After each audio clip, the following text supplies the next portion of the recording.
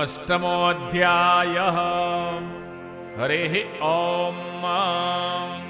वागश्चामे प्रशावश्चामे प्रयातिश्चामे प्रसीतिश्चामे भीतिश्चामे क्रतुश्चामे स्वरश्चामे श्लोकश्चामे श्रवश्चामे श्रुतिश्चामे ज्योतिश्चामे स्वश्चामे जग्ने न कल्पन्ताम्। प्राणश्चामे पानश्चामे व्यानश्चामे सुश्चामे चित्ताञ्चाम आधीताञ्चामे वाक्चामे मानश्चामे चक्षुश्चामे श्रोत्राञ्चामे दक्षश्चामे बालाञ्चामे जज्ञे न कल्पान्ताम्।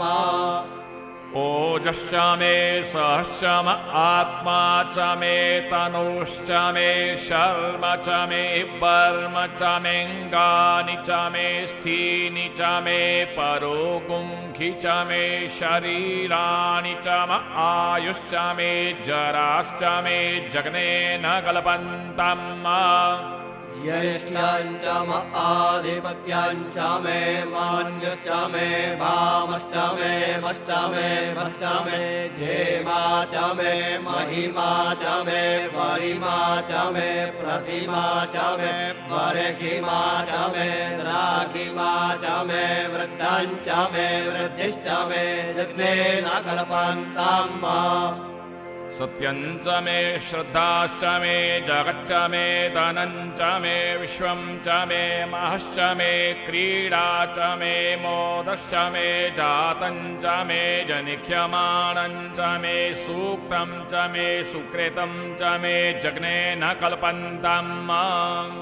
मृताञ्च मे मृताञ्च मे यक्ष्माञ्च मे नामयश्च मे जीवातुश्च मे दीर्घायुत्वाञ्च मे नमित्राञ्च मे भयाञ्च मे सुखाञ्च मे शयनाञ्च मे सुखाश्च मे सुदिनाञ्च मे जग्ने न कल्पान्ताम्। जन्ता च मे दर्ता च मे क्षेमश्च मे धृतिश्च मे विश्वं च मे महश्च मे संविच्च मे ज्ञात्रं च मे सुश्च मे प्रशुश्च मे शीरं च मे लयश्च मे जग्ने न कल्पन्ताम्। श्वञ्च मे मयश्च मे प्रियाञ्च मे नुकामश्च मे कामश्च मे सौमनसश्च मे भगश्च मे द्रविणाञ्च मे भद्राञ्च मे श्रेयश्च मे वसीयश्च मे यशश्च मे जग्ने न कल्पान्ताम्। ऊक्ष मे सूनृता च मे पयश्च मे रसश्च मे घृतं च मे मधु च मे शक्तिश्च मे सपीतिश्च मे क्रहिश्च मे वृश्चिश्च मे जैत्रं च म औद्भिद्यं च मे जग्ने न कल्पन्ताम्।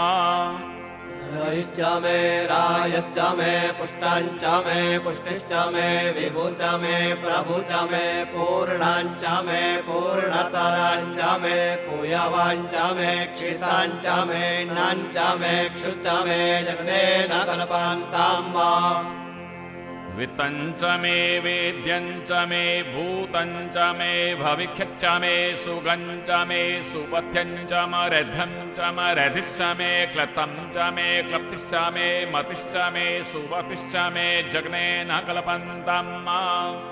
व्रीहयश्च मे जवाश्च मे माखाश्च मे तिलाश्च मे मुद्गाश्च मे खल्वाश्च मे प्रियङ्गवश्च मे नवश्च मे श्यामाकाश्च मे नीवाराश्च मे गोधूमाश्च मे मसूराश्च मे जग्ने न कल्पान्ताम्। अस्मा च मे मृत्तिका च मे गिरयश्च मे पर्वताश्च मे सिकताश्च मे वनस्पतयश्च मे हिरण्यं च मे यश्च मे श्यामं च मे लोहं च मे सीसं च मे त्रपु च मे जग्ने न कल्पन्ताम्।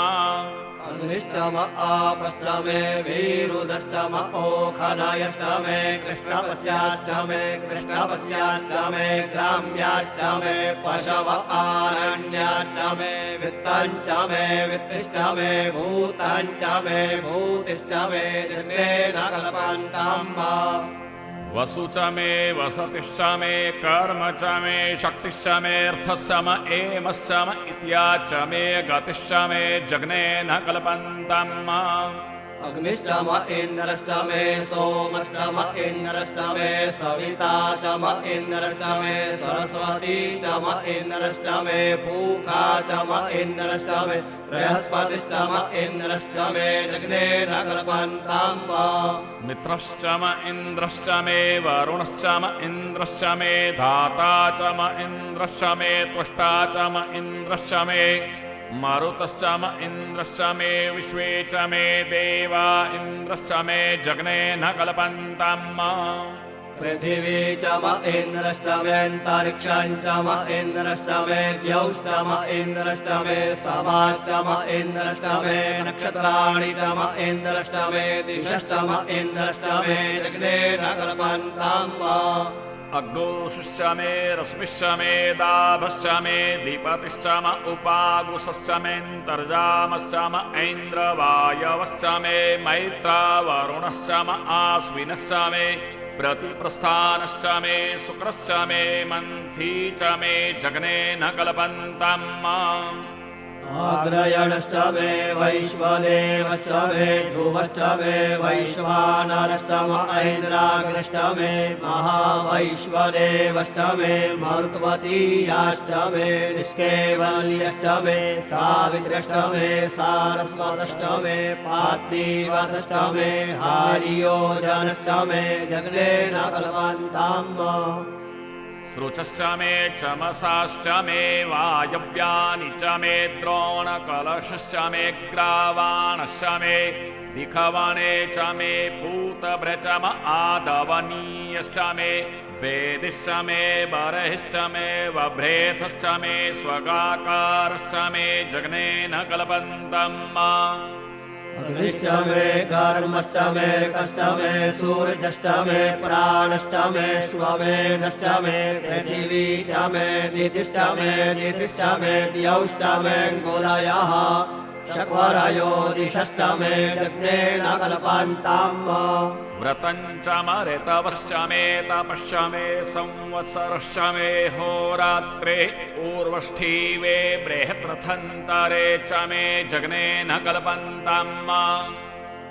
एका च मे तिस्रश्च मे तिस्रश्च मे पञ्च च मे पञ्च च मे सप्त च मे सप्त च मे नव च मे नव च म एकादश च म एकादश च मे त्रयोदश च मे त्रयोदश च मे पञ्चदश च मे पञ्चदश च मे सप्तदश च मे सप्तदश च मे नवदश च मे नवदश च म एकविंशतिश्च म एकविंशतिश्च मे त्रयोविंशतिश्च मे त्रयोविंशतिश्च मे पञ्चविंशतिश्च मे पञ्चविंशतिश्च मे सप्तविंशतिश्च मे सप्तविंशतिश्च मे नवविंशतिश्च मे नवविंशतिश्च म एकत्रिंशच्च म एकत्रिंशच्च मे त्रयस्त्रिंशच्च मे जग्ने न कल्पन्तम् चतस्रश्च मेष्टौ च मेष्टौ च मे द्वादश च मे द्वादश च मे षोडश च मे षोडश च मे विंशतिश्च मे विंशतिश्च मे चतुर्विंशतिश्च मे चतुर्विंशतिश्च मे अष्टाविंशतिश्च मे अष्टाविंशतिश्च मे द्वात्रिंशच्च मे द्वात्रिंशच्च मे खर्त्रिंशच्च मे खर्त्रिंशच्च मे चत्वारिंशच्च मे चत्वारिंशच्च मे चतुश्चत्वारिंशच्च मे चतुश्चत्वारिंशच्च मे अष्टाचत्वारिंशच्च मे जग्ने न कल्पन्तम् त्रयविश्च मे त्रयवीच मे तृतीयवाच्च मे तृतीयोही च मे पञ्चाविश्च मे पञ्चावीच मे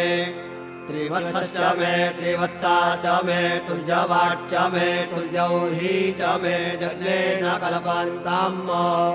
पष्ठवाच्च मे पष्ठौही च म उक्षा च मे वशा च म ऋखभश्च मे वेहच्च मे नरवांश्च मे धेनुश्च मे जग्ने न कल्पन्तम् वाजाय स्वाहा प्रसवाय स्वाहा बीजाय स्वाहा क्रतवे स्वाहा वसवे स्वाहा हर्पतये स्वाहा हे मुग्धाय स्वाहा मुग्धाय वैनग्दोषिणाय स्वाहा विनग्दोषिण आन्त्यायनाय स्वाहान्त्याय भुवनाय स्वाहा भुवनस्य पतये स्वाहाधिपतये स्वाहा प्रजापतये स्वाहा इयन्तेरान्मित्राय जन्तासि जमन ऊर्जे त्वा वृष्ट्यै त्वा प्रजानान्त्वाधिपत्याय आयुर्जग्ने न कल्पतां प्राणो जग्ने न कल्पतां चक्षुर्जग्ने न कल्पतां श्रोत्रं जग्ने न कल्पताम् वाक्यग्ने न कल्पतां मनो जग्ने न कल्पतामात्मा जग्ने न कल्पताम् ब्रह्मा जग्ने न कल्पतां ज्योतिर्जग्ने न कल्पतां कुस्वरजग्ने न कल्पताम् कृष्णं जग्ने न कल्पतां जग्नो जग्ने न कल्पताम् स्तोमश्च जाजुश्च रक्च साम च बृहच्च रथन्तरञ्च स्वदेवा अगन्मामृता अभूम प्रजापतेः प्रजा अभूम वेट् स्वाहा ॐ तत्सत्